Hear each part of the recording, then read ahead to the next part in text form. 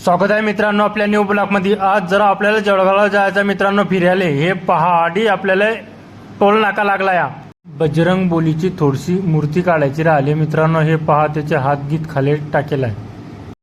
आधी मंदिरात घुसायच्या अगोदर मित्रांनो आधी पुरं गार्डन आहे, पुरा दिल गार्डन होऊन गेला। एक नंबर सीन आहे मित्रांनो पाहायचा। आधी मंदिर बी लाजबाब बांधायला आहे मित्रांनो। आधी मंदिराचं मुकुट मित्रांनो बज्जात वाटते की नाही, हा एक नंबर।